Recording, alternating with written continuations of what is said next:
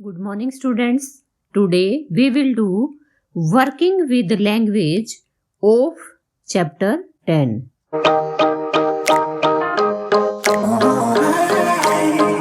First है word search.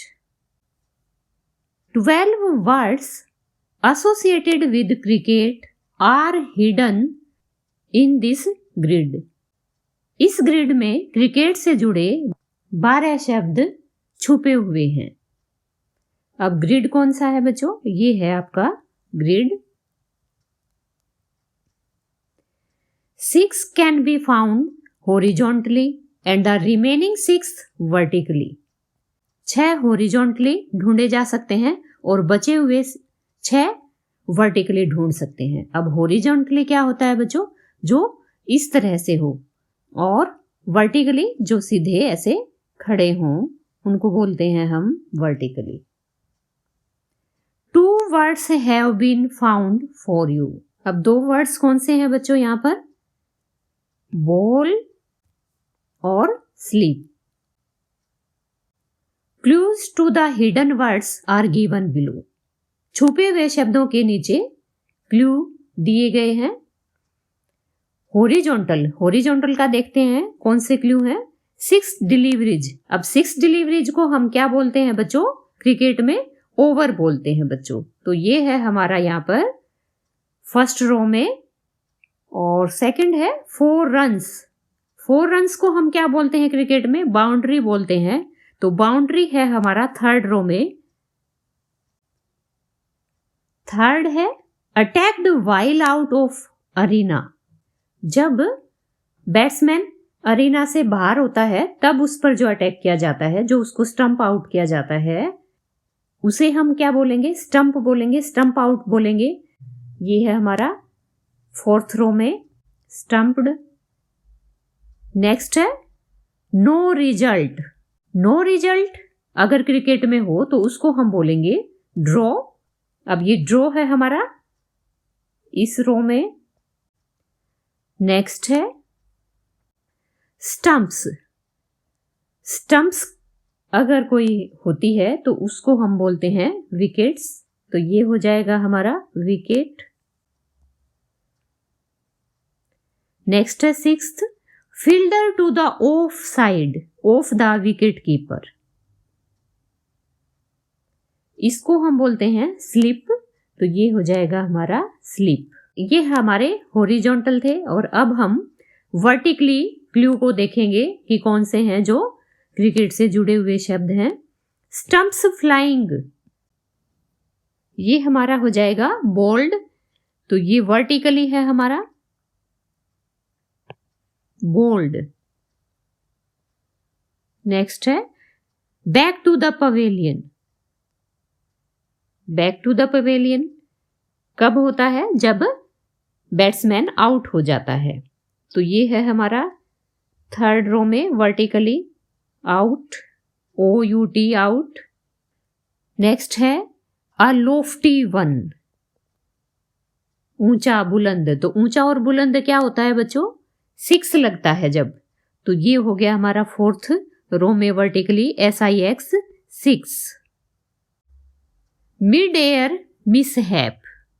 Mid air mishap क्या होता है बच्चों? कॉट होता है. कैच जब हम लेते हैं उसको बोलेंगे. तो ये हमारा हो गया कॉट. कैच जब पकड़ा जाता है तो कॉट हो जाता है बैट्समैन. नेक्स्ट है not even 1 out of 6. 6 ball में से किसी एक पर भी कोई रन ना होना, उसको हम बोलेंगे मेडन. क्या बोलेंगे बच्चों? उसको हम मेडन बोलेंगे. तो मेडन है हमारा लास्ट रो में वर्टिकली. नेक्स्ट है गोज विद बैट. तो ये हो जाएगा बॉल. अब हमारा second question, add LY to the italicised word in each sentence. प्रत्येक वाक्य में तिरछे लिखे शब्द के LY जोड़ो. Rewrite the sentence using the new word. नए शब्द का प्रयोग करते हुए वाक्य को दोबारा लिखो. See the examples first. पहले उदाहरण देखें। He runs between wickets as if his legs were stiff. वह विकेट्स के बीच दौड़ता है मानो उसकी टांगे अकड़ी हुई हैं। तो इसको इसने दोबारा से कैसे लिखा है, रीराइट कैसे किया है इस सेंटेंस को? He runs between wickets stiffly. तो यहां पर जो स्टिफ वर्ड है बच्चों फर्स्ट सेंटेंस में, यहां एज अ एडजेक्टिव यूज हुआ है, लेकिन जो सेकंड जो सेंटेंस है उसमें जो स्टिफली हुआ है यूज, यह क्या है, एक एडवर्ब के रूप में हुआ है। तो यहां पर क्या बनाया गया है, एडजेक्टिव से एडवर्ब बनाया गया है। Second, why did the batsman swing the bat in such a violent manner? Batsman ने बैट को इतने उग्र तरीके से क्यों घुमाया? अब सेकंड इसी से सेंटेंस बनाया है, why did the batsman swing the bat so violently. दोनों जो सेंटेंस है उनका मीनिंग एक है, लेकिन जो फर्स्ट सेंटेंस है उसमें एज अ एडजेक्टिव यूज हुआ है वर्ड, और उसी वर्ड को सेकंड सेंटेंस में एज अ एडवर्ब यूज किया गया है। इसी तरह हमें एडजेक्टिव वर्ड को एडवर्ब वर्ड में रिप्लेस करते हुए सेंटेंस को दोबारा लिखना है। तो फर्स्ट है हमारा, it is obvious that the work has not been done in a proper way. अब यहां पर जो इटैलिसाइज्ड वर्ड है वो है प्रॉपर, तो इसको हमें ly ऐड करना है इसमें। तो ये बन जाएगा हमारा, it is obvious that the work has not been done properly. अब प्रॉपर वे का क्या बना देंगे हम बच्चों, प्रॉपरली बना देंगे। ये यहां से कट हो जाएगा और न्यू वर्ड आ जाएगा properly. It is obvious that the work has not been done properly. Second, he made the statement in a firm manner. अब यहां पर जो इटैलिसाइज्ड है वो है फर्म, फर्म में हमें ly ऐड करना है, तो ये बन जाएगा, he made the statement firmly, ly जोड़ देंगे। Third, the job can be completed within a week in an easy way. अब यहां पर जो इटैलिसाइज्ड वर्ड है वो है इजी, तो इजी के हम ly जोड़ेंगे, तो ये बन जाएगा, the job can be completed within a week easily. Fourth, you did not play in a serious manner or else you would have won the match. अब यहां पर जो इटैलिसाइज्ड है वो है सीरियस, सीरियस के हम ly ऐड करेंगे, तो ये बन जाएगा हमारा sentence, you did not play seriously or else you would have won the match. Fifth, she recited the poem in a cheerful manner.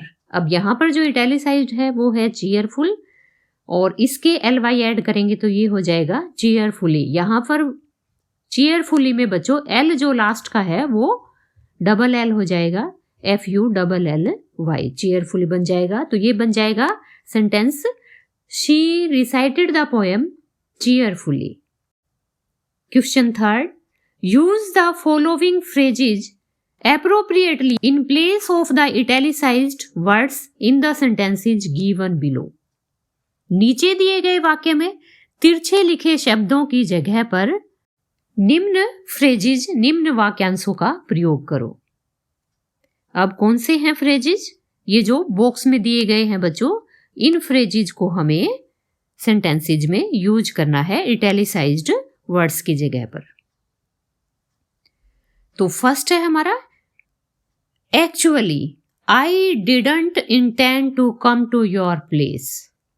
वास्तव में मेरा तुम्हारी जगह पर आने का कोई इरादा नहीं था। I reached here without planning. मैं यहां पर बिना किसी योजना के पहुंचा। तो यहां पर जो इटैलिसाइज्ड वर्ड्स हैं वो हैं विदाउट प्लानिंग। तो इसकी जगह पर हम जो बॉक्स है उसमें से दिए गए फ्रेज में से यूज करेंगे, तो वो होगा बाय एक्सीडेंट। तो ये दोबारा से बन जाएगा, क्या बन जाएगा?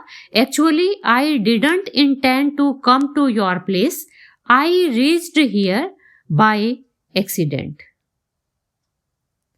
Second, Sunil, there's a letter for you in today's post. Sunil, तुम्हारे लिए आज की पोस्ट में एक पत्र है. There's one for me also. मेरे लिए भी एक है. तो यहां पर जो इटैलिसाइज्ड जो फ्रेज है वो है also. तो also की जगह पर हम यूज करेंगे as well को. तो ये बन जाएगा हमारा Sunil, there's a letter for you in today's post. There's one for me as well. Third, everybody thought I had composed the poem. हर किसी ने सोचा कि मैंने पोएम कंपोज की है. The truth is my younger sister did it. सच्चाई है कि यह मेरी बहन ने कंपोज की है. तो यहां पर जो द ट्रूथ है बच्चों, ये इटैलिसाइज्ड है, तो इसकी जगह पर आ जाएगा as a matter of fact.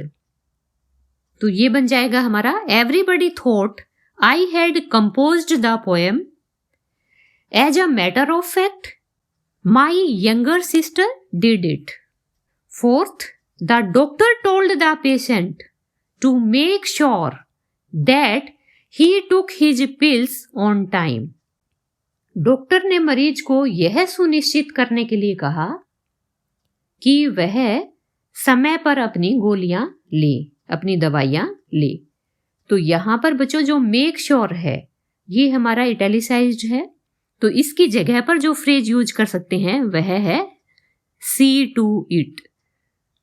तो ये बन जाएगा the doctor told the patient to see to it that he took his pills on time.